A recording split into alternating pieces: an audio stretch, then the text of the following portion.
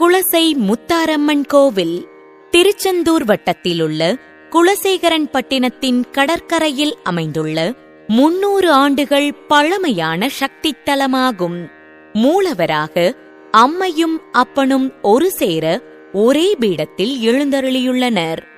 வழிபடும் உருவுக்கு கீழ் பாதத்தின் பக்கத்தில் தானே தோன்றிய சுயம்பு உருவத்தை இங்கு காணலாம். சுயம்பு என்பது தானே தோன்றியது, உளிகொண்டு செதுக்காதது.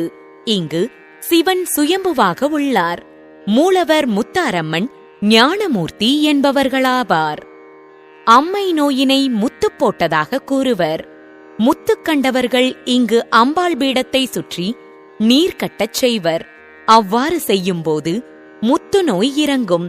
முத்துக்களை ஆற்றி குணப்படுத்தியதால் முத்து ஆற்று அம்மன் முத்தாரம்மன் என்றழைக்கப்படுகிறார்.